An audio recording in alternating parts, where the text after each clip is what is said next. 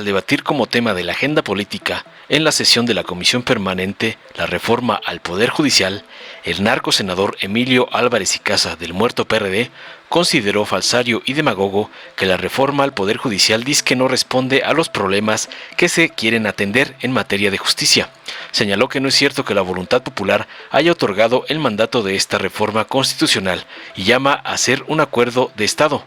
Por otra parte, consideró que en los foros sobre la reforma al Poder Judicial, a la titular de la Suprema Corte de Justicia de la Nación no se le ha dado el trato que merece la representante de un poder. Además, expresó su respaldo a la ministra Norma Piña, ya que consideró que hay un golpe de Estado dentro del Poder Judicial en marcha, para concluir con la falacia de que se va a convertir a la Suprema Corte en una diputación judicial que no resuelve problemas. Tras oír las sandeces del payaso del señor X, el senador Gabriel García de Morena señaló contundente para responderle que es un mito que se vayan a eliminar la autonomía del Poder Judicial y los derechos de los trabajadores.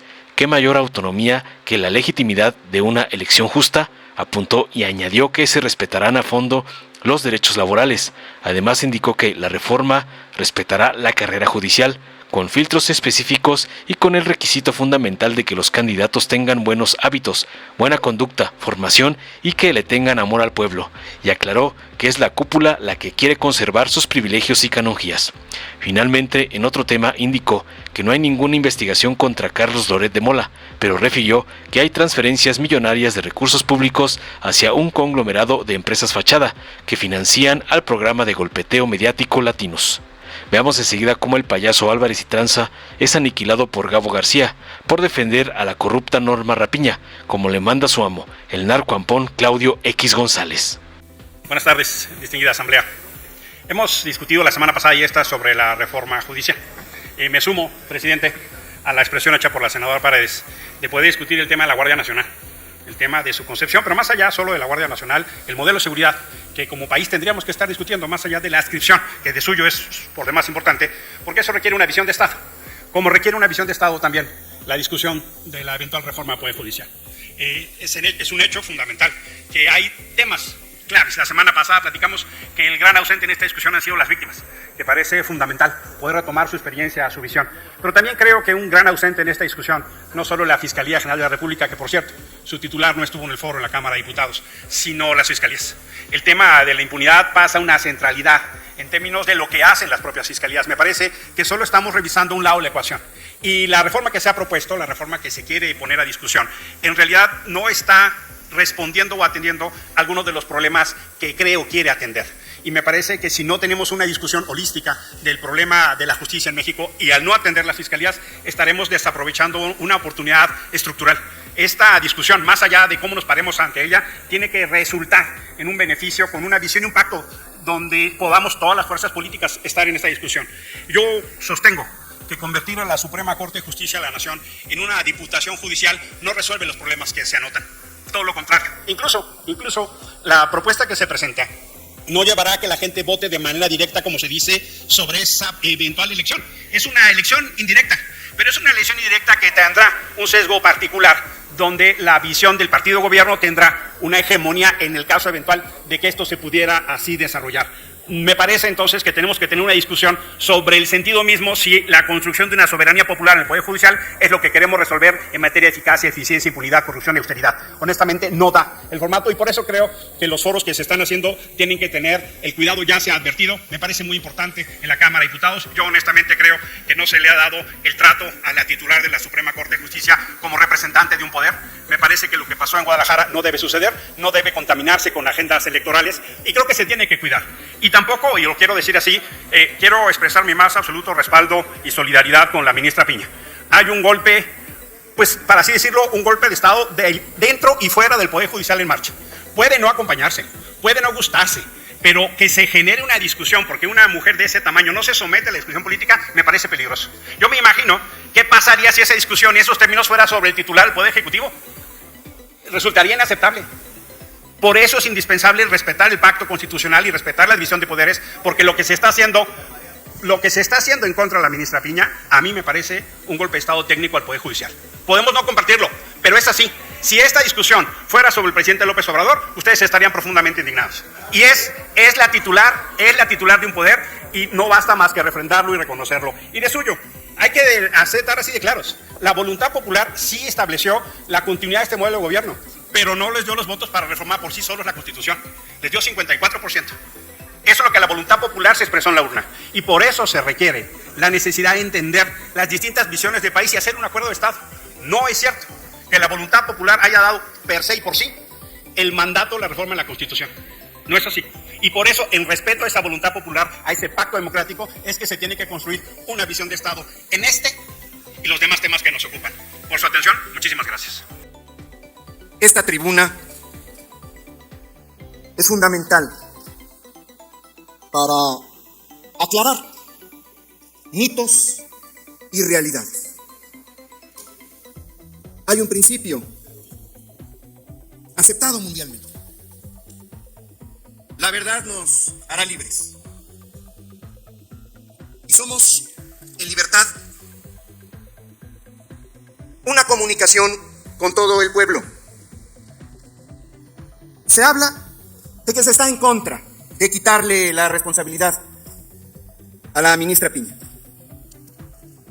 Eso lo dejó muy en claro el presidente. No vamos por ahí, vamos por una participación amplia en el Parlamento abierto. Cuando se plantea escalonar el relevo de ministros, también se abre una posibilidad, no está cerrada. Cuando se habla del deterioro de las relaciones, una y otra vez se extiende la mano franca para construir entre todos un nuevo sistema de justicia en el país, que se va a eliminar el derecho de las y los trabajadores y que se va a aniquilar la carrera judicial. También es otro mito, una falsedad. Se va a respetar a fondo el derecho de todos y cada una de las trabajadoras y trabajadores. Existen, planteado en la reforma, filtros técnico-jurídicos para que las personas que vayan a someterse al escrutinio del pueblo, para poder ser jueces con legitimidad, entendiendo que la legitimidad solo proviene del gran soberano que es el pueblo de México. Entender esto significa respetar la carrera judicial con filtros bien específicos, pero con un requisito fundamental, que es tener buenos hábitos, buena conducta, buena formación y tenerle amor al pueblo también en el poder judicial, basados en la ley. En cuanto al mito de que se va a eliminar la autonomía, ¿qué mayor autonomía para generar los equilibrios de los otros poderes que la legitimidad de una elección justa? ¿Que se va a desaparecer el Consejo de la Judicatura? Otra mentira, cuando se está proponiendo un verdadero tribunal de disciplina judicial con amplias facultades.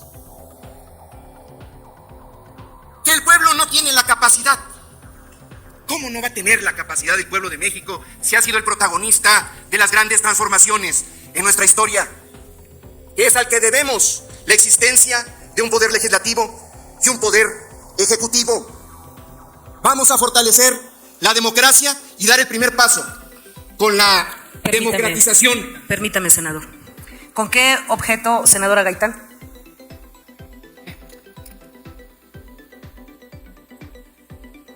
Quiero pedirle al senador, si me permite, hacerle una pregunta.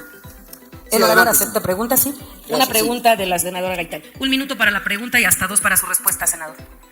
Gracias, senador. ¿Qué significa para usted la austeridad republicana? Me gustaría que me hiciera esa contestación. Y gracias por aceptarla. Gracias, senadora. Me viene muy bien esta pregunta, porque podemos recordar al autor de la frase que todos tienen enfrente, el presidente Benito Juárez García. Recordar que el 2 de julio de 1852, en Oaxaca, señaló: los funcionarios públicos no pueden disponer de las rentas sin responsabilidad. No pueden gobernar improvisando fortunas, ni entregarse al ocio y la disipación, sino consagrarse asiduamente al trabajo, resignándose a vivir en la honrosa y justa medianía que proporciona la retribución que la ley les haya señalado. Aquí nadie persigue a los ministros de la Suprema Corte, pero el pueblo de México los va a poner en cintura porque no respetaron el principio de austeridad republicana, de vivir en la justa medianía, teniendo la osadía de recurrir a la interpretación de la ley para tener privilegios, canonjías y un sueldo mayor al del presidente de la República. Eso es inmoral e ilegítimo, y eso es lo que ya se terminó en nuestro país. Quiero recordar también, utilizando esta frase, porque no debemos de tener ningún temor de la práctica de la democracia, que es el primer principio depurador y purificador real de la vida pública, porque la democracia nos va a permitir la transparencia. Permítame, el orador. Sí, ¿Con qué objeto, senador Álvarez y Casa? Si el orador me acepta una pregunta. Por supuesto que ¿Acepta la sí, pregunta? 1 minuto para su pregunta, senador Icaza, y otro 2 minutos, hasta 2 minutos para contestar. Gracias, presidenta. Gracias, senador Gabriel García.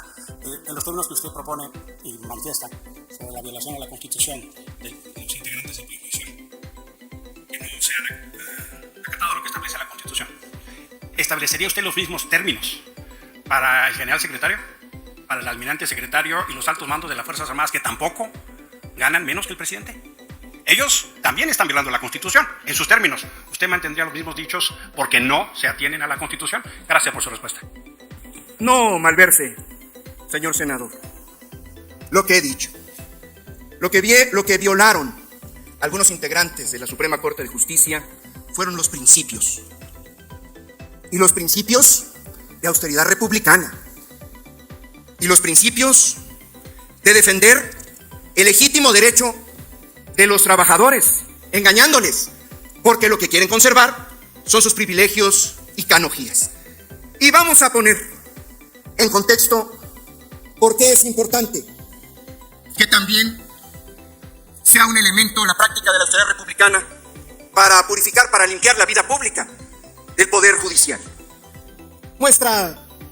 Hay varios ejemplos, pero el día de hoy se dio a conocer, hablando de esta supuesta persecución del periodista Carlos Loret de Mola, hoy se reveló transferencias por 2.437 millones entre el 2019 y el 2024, proveniente de fondos públicos recibidos de entidades federativas a un conglomerado de empresas. ¿Sea claro? Que no hay ninguna persecución, ninguna investigación con Carlos Loret de Mola.